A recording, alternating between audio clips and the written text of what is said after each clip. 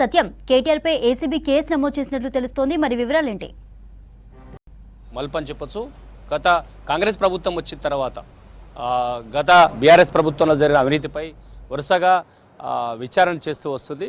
ప్రధానంగా ఫార్ములా ఈ కేసులో విచారణ చేసిన ప్రభుత్వం వచ్చిన వెంటనే దాంట్లో దాదాపు 55,000 కోట్ల అక్రమంగా చెల్లింపులు జరిగారనే ఆరోపణ చేస్తూ ప్రభుత్వం దానిపై విచారణకు ఆదేశించింది. అప్పుడు హెచ్ఎండిఏ కమిషనర్ అరవింద్ కుమార్ని నోటీసు ఇచ్చింది. ఆయన ఇచ్చిన నోటీసు లేదంటే వివరణ ఆధారంగానే ఈరోజు ఏసీబీ కేసు నమోదు చేసింది. దాంట్లో అప్పుడు బీఆర్ఎస్ ప్రభుత్వంలో కీలక శాఖ మున్సిపల్ శాఖ మంత్రిగా వ్యవహరించిన కేటీఆర్ నిధుల దుర్వినియోగానికి ఆయన ప్రధాన కారణం అనే అంశంపై ప్రభుత్వం విచారణలో తేలింది. అయితే ఆయనపై చర్యలు తీసుకునే సమయంలో అంటే కేసు నమోదు చేసే సమయంలో నేరుగా ఆయనపై కేసు నమోదు చేయలేదు కాబట్టి గవర్నర్ లేఖ రాసింది. గవర్నర్ నుంచి క్లియరెన్స్ వచ్చిన తర్వాత రాష్ట్ర ప్రభుత్వం ఏసీబీకి కేసు నమోదు చేయాలంటూ కూడా ఫిర్యాదు చేసింది. దాని ద్వారా ఈరోజు ఏసీబీ కేసు నమోదు చేసింది. ఏవన్గా కేటీఆర్ని మాజీ మంత్రి కేటీఆర్, అదేవిధంగా A2గా నాడి హెచ్ఎంఏ కమిషనర్గా ఉన్న ఐఏఎస్ అధికారి అరవింద్ కుమార్, అదేవిధంగా ప్రైవేట్ కంపెనీకి సీఈఓగా ఉన్న బీఎల్ఎన్ రెడ్డి, ఈ ముగ్గురుపై కేసులు నమోదయ్యాయి. అయితే ఈ కేసుకు సంబంధించి ఇప్పుడు కేసీఆర్ కుటుంబంలో గతంలో ఢిల్లీ మద్యం కేసులో కేసీఆర్ కూతురు ఎమ్మెల్సీ కవిత మొదటి కేసు నమోదైతే ఇక ఆయన కుమారుడు కేసీఆర్ మాజీ ముఖ్యమంత్రి కేసీఆర్ ప్రస్తుతానికి ప్రతిపక్ష నాయకుడిగా ఉన్న కేసీఆర్ కుమారుడు కేటీఆర్ పైన ఏసీబీ ఫస్ట్ కేసును నమోదైంది. అయితే ఈ కేసును ఏ విధంగా విచారిస్తారు? ఫస్ట్ నోటీస్ ఇస్తారా? నోటీస్ ఇచ్చి ఆయనను విచారణకు పిలిచిన తర్వాత విచారణ చేసిన క్రమంలోనే అరెస్ట్ చేస్తారా?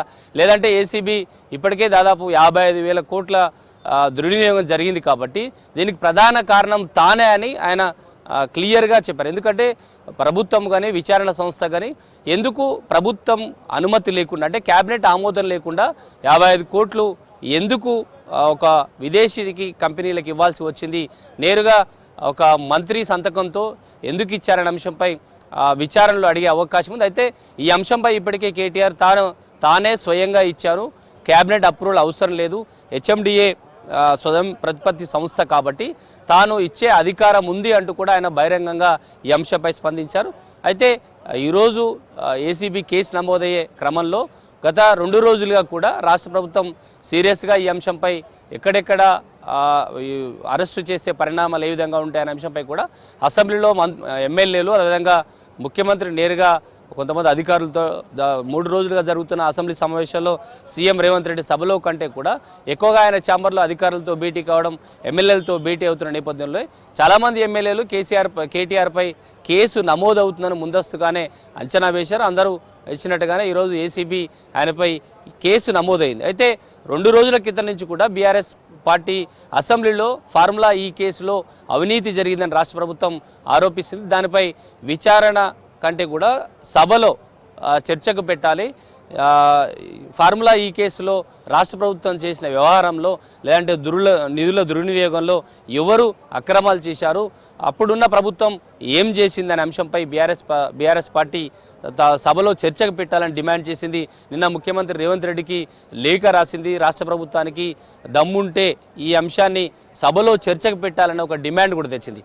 ఇప్పుడే అసెంబ్లీలో మాజీ మంత్రి ప్రస్తుతానికి సిరిసిల్ల ఎమ్మెల్యే కేటీఆర్ సభలో ప్రస్తావించారు. ఎమ్మెల్యేలు తనతో ఏసీబీ కేసు నమోదైన అసెంబ్లీలో చెబుతున్నారు.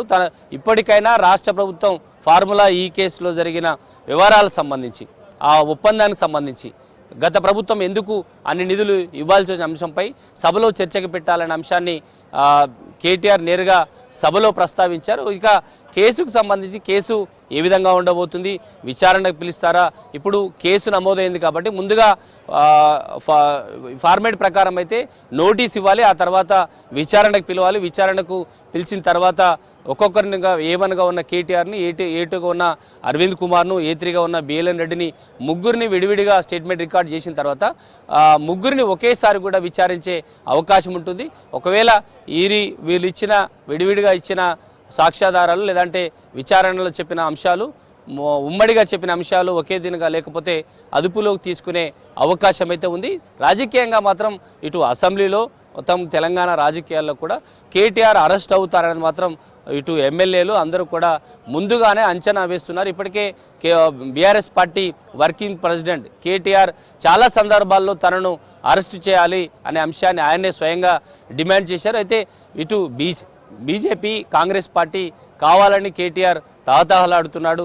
రాజకీయాల్లో అరెస్ట్ అయితే ముఖ్యమంత్రి అవుతారనే ఒక అంచనాను లేదంటే ఆయన అదృష్టాన్ని పరిశీలించుకునే ఒక ప్రయత్నాన్ని ఆయన చేస్తున్నాడు. కానీ చట్టం తన పని తాను చేసుకుపోతుంది. ఎందుకంటే చట్టం ప్రకారం ఏ విధంగా అయితే కేసులు అవినీతి జరిగిందని నిరూపిస్తేనే నిరూపణ అయితేనే ఆయన అరెస్ట్ చేస్తారు తప్ప ముందుగా ఎవరు అరెస్టు చేయరు. గతంలో బీఆర్ఎస్ ప్రభుత్వం ఉన్నప్పుడు ఎవరు ప్రతిపక్షంలో ఉన్న నాయకులు కీలక నాయకులు అందరూ కూడా కేసులు బట్టి ఎక్కడ పడితే అక్కడ అరెస్టు చేశారు. తాము అలాంటి రాజకీయ దురుద్దేశంతో కేసులు పెట్టాము అనే అంశాన్ని కూడా కాంగ్రెస్ పార్టీ మంత్రులు కాంగ్రెస్ ప్రభుత్వంలో మంత్రులు కూడా చాలా సందర్భాల్లో ప్రస్తావిస్తూ వచ్చారు. ఇప్పుడు ఈ ఫార్మేట్ ప్రకారం ఏసీబీ ఫస్ట్ కేసు నమోదు చేసిన తర్వాత విచారణ పిలుస్తుంది. విచారణలో ఉన్న ఈ ముగ్గురు సంబంధించి A1, A2, A3 ఇచ్చే ఆధారాలకు సంబంధించి లేదంటే వాళ్ళు ఇచ్చే వివరణలో తేడా ఉంటే ఆ కేసుకు సంబంధించి రాష్ట్ర ఏసీబీ ఎలాంటి చర్యలు తీసుకుంటుంది, చట్ట ప్రకారం కేసు ఎప్పుడు నమోదు చేయాలి, లేదంటే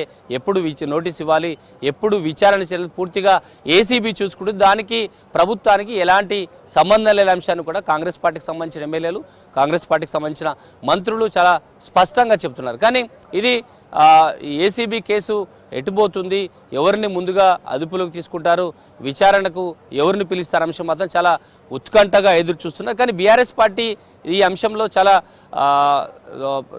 జరుగుతున్న పరిణామాలను క్షుణ్ణంగా పరిశీలిస్తుంది. ఎందుకంటే పార్టీ వర్కింగ్ ప్రెసిడెంట్గా ఉన్న కేటీఆర్ ఒక ఏసీబీ కేసులో ఒకవేళ అరెస్ట్ అయితే పార్టీ నెక్స్ట్ నాయకుడు ఎవరిని ముందు పెట్టి పార్టీ నడిపిస్తున్న అంశం ఇప్పటికే రాజకీయంగా ఆ సొంత పార్టీతో పాటు ఇతర రాజకీయ పార్టీల్లో కూడా చర్చ సాగుతుంది. ఇప్పటికే మొన్నటి వరకు అంటే ఢిల్లీ లిక్కర్ స్కామ్ కేసులో అరెస్ట్ అయి బెయిల్పై హైదరాబాద్ వచ్చిన ఎమ్మెల్సీ కవిత చాలా రోజులు చాలా మౌనంగా ఉన్నారు. కానీ వారం రోజుల క్రితం నుంచి ఆమె చాలా యాక్టివ్గా పార్టీ కార్యక్రమాల్లో పనిచేస్తున్నారు.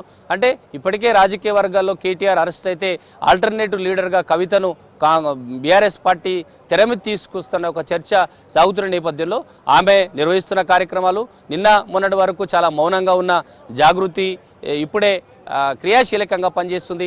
ఆమె చాలా రోజులు బెయిల్పై హైదరాబాద్ వచ్చిన తర్వాత మౌనంగా ఉన్నారు, ఎవరితో మాట్లాడలేదు, పార్టీ కార్యక్రమాలకు దూరంగా ఉన్నారు. కానీ కేటీఆర్పై ఏసీబీ కేసు నమోదవుతుంది జరుగుతున్న చర్చ వెంటనే ఆమె రంగంలో దిగడంతో ఇక నెక్స్ట్ బీఆర్ఎస్ పార్టీకి సంబంధించిన కీ పాత్ర అంతా కూడా కవిత చేస్తుందనే ఒక అంశంపై కూడా రాజకీయ వర్గాల్లో చర్చ అవుతుంది. కానీ ఇప్పటివరకు పార్టీలో అత్యంత కీలకంగా పనిచేస్తున్న అంటే ప్రభుత్వంలో మంత్రిగా కీలక పదవులు నిర్వహించిన మాజీ మంత్రి హరీష్ రావు కూడా ప్రస్తుతానికి పార్టీలో చాలా క్రియాశీలకంగా ఉన్నారు. ఆయనను కేటీఆర్ అరెస్ట్ అయితే ఆయన కీలకంగా పనిచేస్తారా లేదా ఎమ్మెల్సీ కవిత పార్టీ కార్యక్రమాలు చూసుకుంటుందనే అంశంపై ఇప్పటికైతే పార్టీలో సొంత పార్టీలో అదేవిధంగా ఇతర రాజకీయ పార్టీలో కూడా చర్చ సాగుతుంది. ఇక పార్టీ అధినేతగా ఉన్న పార్టీ అధ్యక్షుడిగా ఉన్న మాజీ ముఖ్యమంత్రి ప్రధాన ప్రతిపక్ష నాయకుడిగా ఉన్న కేసీఆర్ ఇప్పటి వరకు అంటే ప్రభుత్వం అధికారం బీఆర్ఎస్ పార్టీ అధికారం కోల్పోయిన తర్వాత ఆయన ఇప్పటి వరకు బయటకు రాలేదు, పార్టీ కార్యక్రమాల్లో పాల్గొనదు, పూర్తిగా ఆయన ఫామ్ హౌస్కే పరిమితం అయ్యారు. చాలా సందర్భాల్లో ముఖ్యమంత్రి కేసీఆర్ తన వ్యూహం ఫలించింది, కేటీఆర్ మాత్రమే యాక్టివ్గా పనిచేస్తున్నారు, ఆయన చేస్తున్న కార్యక్రమాల వల్ల పార్టీలో వ్యతిరేకత వస్తున్న అంశాన్ని చాలా పరోక్షంగా కూడా చాలా సందర్భాల్లో మాట్లాడుతూ వచ్చారు. ఇక కేటీఆర్ను ఏ విధంగా బయటకు తీసుకురాలో తమకు తెలుసు, హరీష్ రావును ఏ విధంగా రాజకీయంగా ఆయనను వాడుకోవాలో మాకు తెలుసు అనే అంశాన్ని కొన్ని సందర్భాల్లో సీఎం రేవంత్ రెడ్డి ప్రస్తావించిన నేపథ్యంలో ఇక మాజీ ముఖ్యమంత్రి ప్రధాన ప్రతిపక్ష నాయకుడిగా ఉన్న కేసీఆర్ ప్రజల్లోకి వస్తారా, పార్టీ కార్యక్రమాల్లో పాల్గొంటారా లేదా అనేది మాత్రం ఇంకా ఈ పార్టీలో జరుగుతున్న చర్చ. ఇప్పుడు జరుగుతున్న ఏసీబీ కేసు పరిణామాలు ఏ విధంగా ఉంటాయి, పార్టీ కార్యక్రమాలు ఏ విధంగా ఉండబోతాయి, కేవలం నోటీసులు ఇచ్చి విచారణకు పిలిచి సమయం తీసుకుంటుందా ఏసీబీ లేదంటే వెంటనే అరెస్ట్ చేస్తుందా, వెంటనే అరెస్ట్ చేస్తే బీఆర్ఎస్ పార్టీ ఏం చేయబోతుంది అనే అంశంపై కూడా రాజకీయ పార్టీలతో పాటు బీఆర్ఎస్ పార్టీలో కూడా పార్టీ నేతలంతా కూడా చాలా ఉత్కంఠగా ఎదురు చూస్తున్న పరిస్థితి. ఈరోజు జరుగుతున్న గత 3 రోజులుగా కూడా మాజీ మంత్రి కేటీఆర్ పైన కేసు నమోదవుతుంది, ఆయన త్వరలో అరెస్ట్ అవుతారనే చర్చ అసెంబ్లీలో కూడా చాలా సందర్భాల్లో కొంతమంది ఎమ్మెల్యేలు కలిసినప్పుడు మాట్లాడుకున్న సందర్భాలు కూడా ఉన్నాయి. కానీ ఈరోజు కేసు నమోదైన నేపథ్యంలో విచారణకు ఎప్పుడు పిలుస్తారు, ముందుగా నోటీస్ ఇచ్చిన తర్వాత కేటీఆర్కి విచారణకు పిలుస్తారా, లేదంటే విచారణ జరిగిన తర్వాత అరెస్ట్ చేస్తారా, లేదంటే ఏసీబీ ఇప్పటికే ఆయన చాలా సందర్భాల్లో తాను స్వయంగా తన సొంత నిర్ణయం ప్రకారమే 55 కోట్లు విదేశీ అంటే ఫార్ములా ఈ కేసు కంపెనీకి తాను స్వయంగా ఇచ్చాను, ఇది హెచ్ఎండిఏ దాని స్వయం ప్రతిపత్తి ఉన్న సంస్థ కాబట్టి తనకు ఇచ్చే అధికారం ఉంది, తాను మున్సిపల్ శాఖ మంత్రిగా గతంలో పనిచేశాను కాబట్టి తనకు అధికారం ఉందంటూ కూడా ఆయన వాదించారు. కాబట్టి ఇప్పటికే బహిరంగ మాట్లాడిన నేపథ్యంలో ఏసీబీ ఆయన వెంటనే అరెస్టు చేస్తుందనే ఒక మరో వాదన కూడా ఉంది. కానీ ఏసీబీ ఏం చేయబోతుంది, ఎలాంటి నిర్ణయం తీసుకోబోతుంది అనే అంశం మరి కొన్ని గంటల్లో తేలబోతుంది. ఈరోజు నోటీస్ ఇస్తుందా, లేదంటే రేపు విచారణకు పిలుస్తుందా, లేదంటే రేపే అదుపులోకి తీసుకుంటుందా అనే అంశం ఇంకా ఒక క్లారిటీ అయితే రాలేదని చెప్పొద్దు.